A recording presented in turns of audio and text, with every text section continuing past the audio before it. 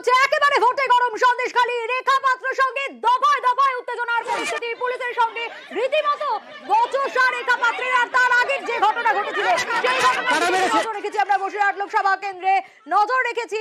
তারই পাশাপাশি রেখা পাত্রের সঙ্গে পুলিশের বচসা দেখুন। ক্যান্ডিডেট নয়, আপনারা সাধারণ মানুষকে মারতেন, বাঁচতে পিটিয়েছেন। রেখা পাত্রকে মারুন, মেরে দেখান।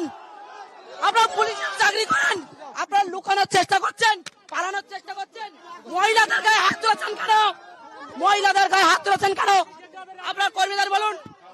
এখন যদি পাবলিক আপনাদেরকে বেধড়ক পিটায় না, থানায় যে 5টা ছেলেকে তুলে নেওয়া হয়ে গেছে, তাদের গায়ে যদি একটা আঁচড় পড়ে আপনাদের ছাড়বো না। আপনাদের পোশাক খুলিয়ে দেওয়া ছাড়বো, আপনাদের পোশাক খুলিয়ে ছাড়বো। এনাদেরকে বাঁধো, এনাদেরকে দড়ি দিয়ে বাঁধো। মারুন, মারুন। কেন ম্যাডাম কেন? আমি সাধারণ মানুষকে বলছি মারুন। আমি কোনো ক্যান্ডিডেট নই, আপনার সাধারণ মানুষকে মারতেন, বাঁচতে পিটিয়েছেন।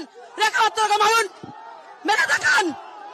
আপনারা পুলিশের চাকরি করেন, আপনারা লুকানোর চেষ্টা করছেন, পালানোর চেষ্টা করছেন। মহিলাদের গায়ে হাত তুলেছেন কেন?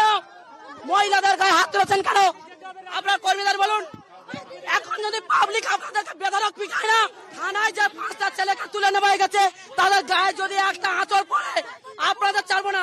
আপনাদের পোশাক খুলিয়ে দেওয়া ছাড়বো, আপনাদের পোশাক খুলিয়ে ছাড়বো।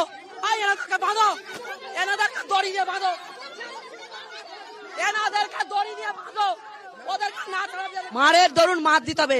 5 জনকে নিয়ে যাওয়া হয়েছে বিনা দোষে। তারা ক্যাম্পে বসেছিল, তারা যারা ভোটারেরা আসছিল তাদেরকে এগুলো নামের লিস্ট করে করে তাদেরকে টুকন দেওয়া হচ্ছিল, সেখান থেকে ওদেরকে বিনা দোষে তুলে নিয়ে যাওয়া হয়েছে।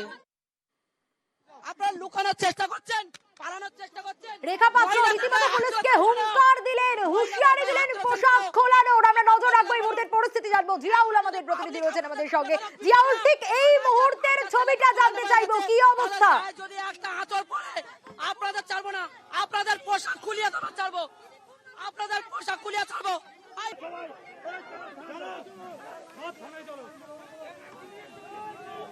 জিয়াউল, শোনা যাচ্ছে? 300-400 মহিলা পুরুষ তারা কিন্তু এই মুহূর্তে একেবারে রাজবাড়ি ফাঁড়ির দিকে যাচ্ছেন। তার কারণ পুলিশ যেভাবে একেবারে শাসক দলের হয়ে হুন্ডামো করছে, এই অভিযোগ তুলছেন রেখা পাত্র স্বয়ং এলাকার মহিলারা। তার কারণ সেখানে বিজেপি কর্মী সমর্থকরা সুস্থভাবে ভোট করাচ্ছেন, শাসক দলের কর্মীরা ছিল। হঠাৎই সেখানে গিয়ে দেখা যায় যে হঠাৎই পুলিশ গিয়ে নির্বিচারে লাঠি চালায় এবং শাসক দলের কর্মী, তৃণমূল কংগ্রেস কর্মী সমর্থকরা বিজেপি কর্মী সমর্থকদেরকে দেখে দেখে মারধর করা হয় এবং সেই ঘটনায় এখনো পর্যন্ত 6 থেকে 7 জন আহত হয়েছে, রক্তাক্ত অবস্থা হয়েছে। তারপরে ঘটনাস্থলে আসে বিশাল পুলিশ বাহিনী, কিন্তু পুলিশ বাহিনী এসে সেখানে শাসক দলের কর্মী সমর্থকদের কিছু না বলে যারা আক্রান্ত হলেন, যারা মারধর করেন, তাদেরকে বিজেপি কর্মী সমর্থকদেরকে তুলে নিয়ে যাওয়া হলো রাজবাড়ি ফাঁড়িতে। তারপরে কিন্তু এলাকার মানুষ, মহিলা পুরুষ তারা একেবারে লাঠি বাস নিয়ে একেবারে বাসন্তী হারে একটু পিছনে ফেরার চেষ্টা করবো। কেন এই পরিস্থিতি তৈরি হলো? সূত্রপাতটা ঠিক কোন জায়গায়, কোন ঘটনাকে কেন্দ্র করে? একদম দেখো, মূলত যে অভিযোগটা হচ্ছে, সেই অভিযোগটা হচ্ছে একেবারে যখন ওই 25 নম্বর বুথে বিজেপি কর্মী সমর্থকরা তারা কিন্তু যখন একেবারে তারা ভোট চালাচ্ছিলেন, সেই সময় সেখানে দুই পক্ষের প্রচুর কর্মীরা ছিলেন। সেই সময় কিন্তু একেবারে পুলিশ দিয়ে সেখানে অতর্কিত হামলা চালায় এবং যে তৃণমূলের পক্ষ থেকে সেখানে নাকি কয়েক রাউন্ড গুলি ছোড়া হয়, এমনটা অভিযোগ করছে এই গ্রামবাসীদের পক্ষ থেকে। ফলে ভয় দেখানো হয়েছে, ফলে তারপরে এলাকা উত্তপ্ত পরিবেশ তৈরি হয়। এই মুহূর্তে কিন্তু রেখাপত্র ঘটনাস্থলে আবার রেখাপত্র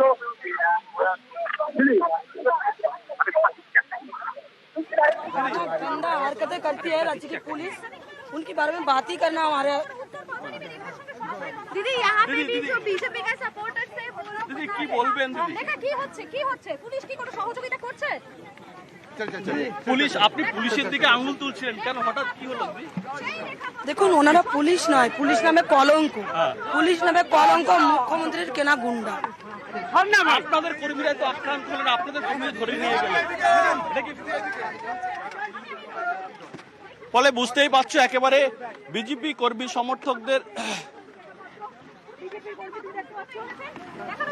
অতিরিক্ত পুলিশ সুপার বসিরহাট তার সঙ্গে কথা বলছেন একেবারে রেখা পাত্র কেন দাদা করে জ্যাকেট দিয়ে দিই আপনার সাধারণ মানুষকে মহিলাদেরকে পাড়া দিয়ে পাচ্ছে সাধারণ ছেলেদেরকে তুলে এনে পিটাচ্ছে একটা গায়ে যদি আঁচল পড়ে আপনার বুলেট প্রুফ জ্যাকেটটা পাবেন তো শুনুন পাবলিকের মা দুনিয়ার বা মুখ্যমন্ত্রী কিন্তু কোনো কিছু করতে পারবে শেখ শাহজাহানকে মুখ্যমন্ত্রী ছাড়াতে পারবে না আপনারা যে অত্যাচার করছেন আপনাদের মতো আপনারা অবস্ট্রাকশন হয়েছে আমরা অবরোধ তুলতে যাচ্ছি তাই নাকি অবরোধ তো উঠে গেছে অবরোধ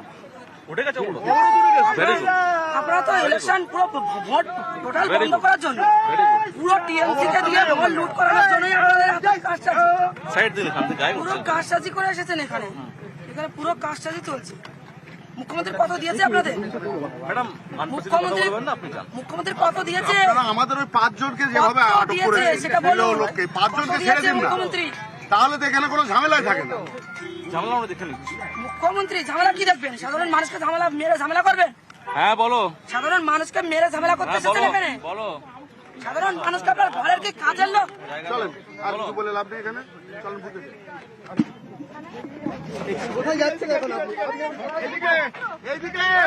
এখনই আমরা শুনলাম রেখা পাত্র তিনি কথা বলছিলেন এবং তারই পাশাপাশি কিছুক্ষণ আগের যে ছবিটা আমরা দেখছিলাম রীতিমতো এর আগে পুলিশের সঙ্গে রেখা পাত্রর বচসা এবং পুলিশকে রীতিমতো হুঙ্কার পোশাক খুলিয়া ছাড়বো এনাদেরকে বাঁধো এনাদেরকে দড়ি দিয়ে বাঁধো আর নজর রাখার চেষ্টা করেছি একদিকে বিজেপি কর্মীর কে মাথা ফাটিয়ে দেওয়া হয়েছে এমনটা অভিযোগ আর সেই ঘটনার রেশ ধরেই কিন্তু রেখা পাত্র বয়ানবাড়িতে পৌঁছে যান এবং তারপরেই পুলিশের সঙ্গে তার দফায় দফায় বচসা পুলিশকে রীতিমতো হুঙ্কার দেন রেখা পাত্র সেখানে তিনি থেমে থাকেননি পুলিশকে পোশাক খোলানোর হুমকি পর্যন্ত রেখা পাত্রের গলায় বয়ারমারি গ্রামের 25 নম্বর বুথের এই ঘটনা